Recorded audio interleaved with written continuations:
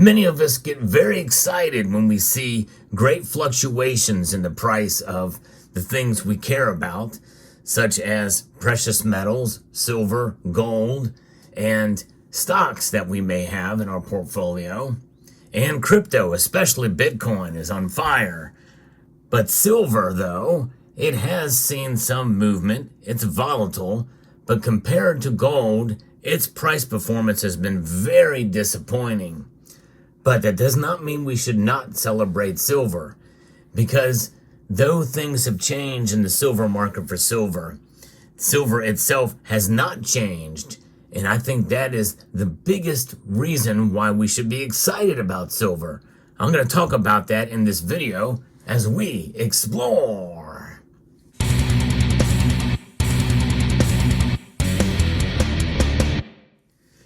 Silver's price compared to gold has been a major letdown for many of us, especially when we look at the gold to silver ratio. It is near 90-1 right now. In fact, as I record this video, it is at 88.5. But that does not take away from the physical attributes of silver that remain unchanged.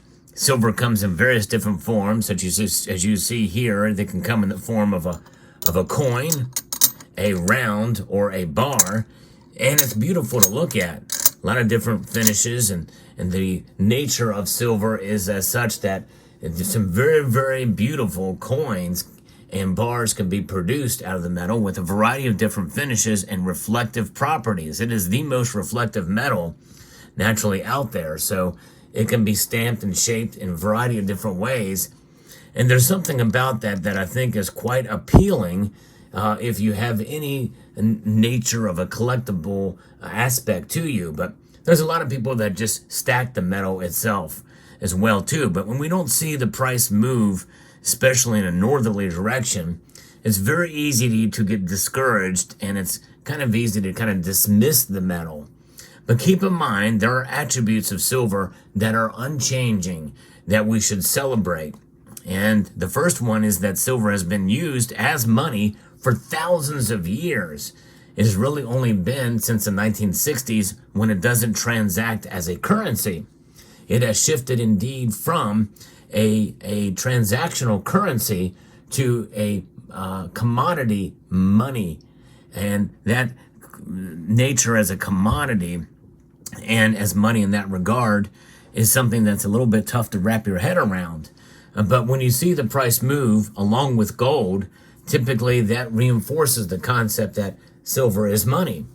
But because of the high gold to silver ratio that we've been seeing over the last few years, it's obvious that silver is seen by the market as more of an industrial metal. The changing nature of silver's uses is something that is profound in spite of its never-changing properties. And that is a beautiful thing. Silver is used in the biomedical field. Silver is used in industry, in science, and technology. In fact, it is the most versatile metal on the periodic table, hands down. That's a reason to celebrate. That means that its price very well could fluctuate fairly dramatically as demand for it increases and there's issues with supply chain fundamentals. That means that under good economic times, then we could see the price of silver go up and maybe even go up dramatically. But during uncertain economic times, or even into a recession, or even a deep recession, it may be quite a long time before we silver really shine in terms of its price. But that's okay.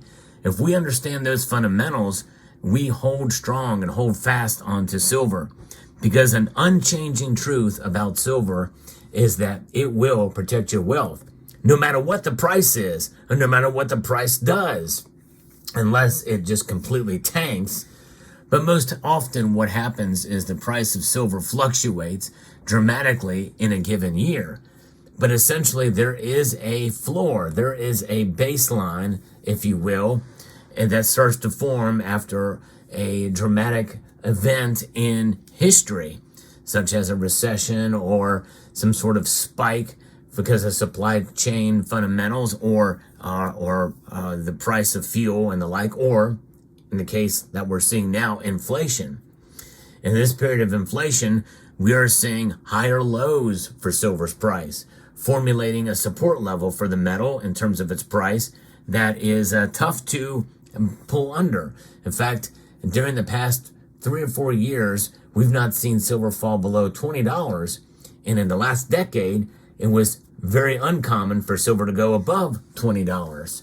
And so I think that aspect of it proves that silver indeed is a wealth preservation device and has proven itself there. So with that kind of notion and understanding in terms of the price of fundamentals compared to the value fundamentals of the metal, and that really is what I'm trying to articulate here, is price is and will catch up with value sooner or later.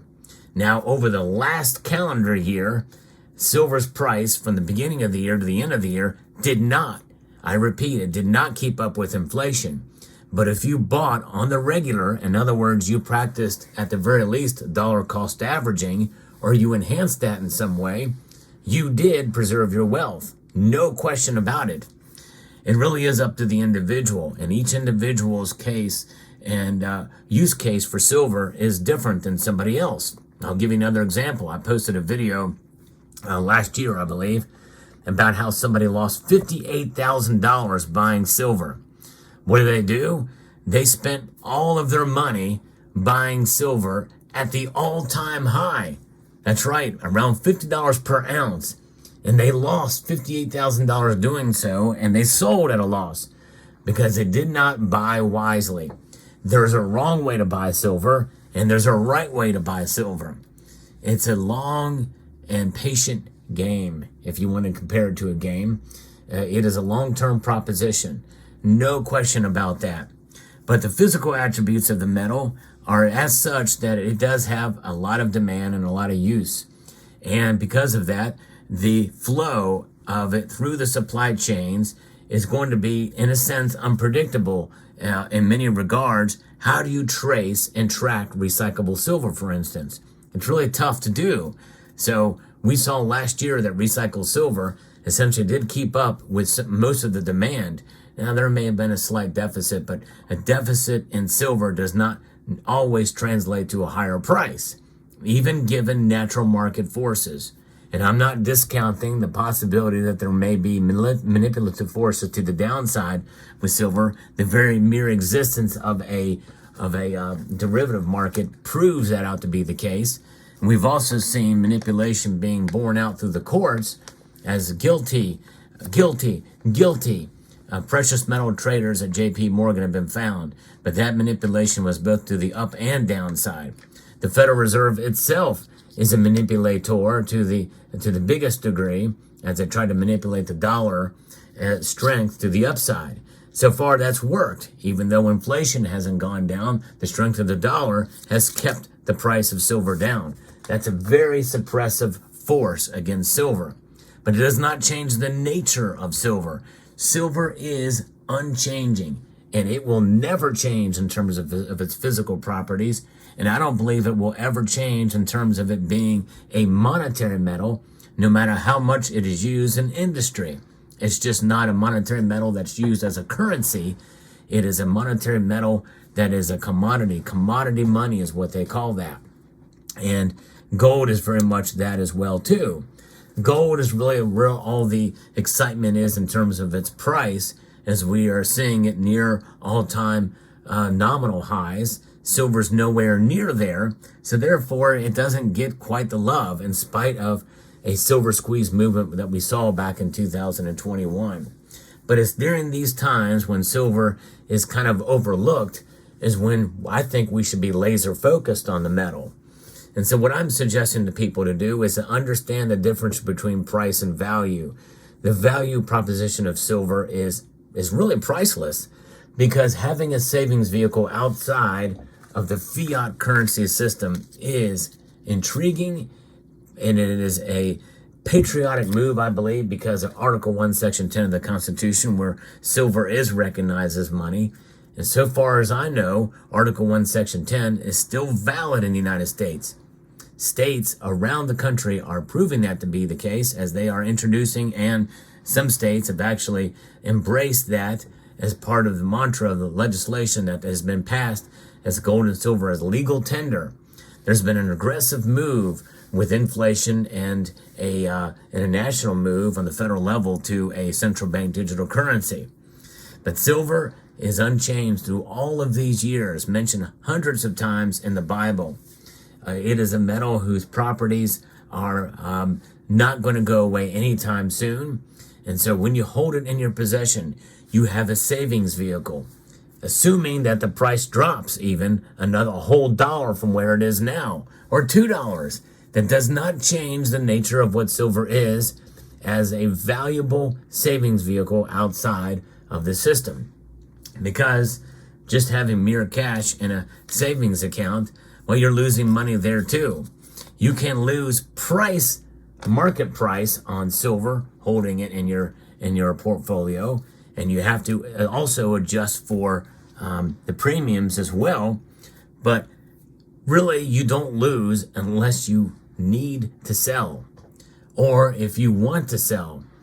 And people are making strategic moves with silver. I'm not saying not to sell, even if you want to, if you can make a strategic move and you can come out ahead or break even on it. But the thing about silver is if you recognize that it is not an investment, it is a savings vehicle, it's an insurance policy against the worst case scenario that could come for the dollar. And I'm not even saying that's going to happen anytime soon, even in spite of all the economic hardships we've been seeing around the country and with inflation and everything else that's going on.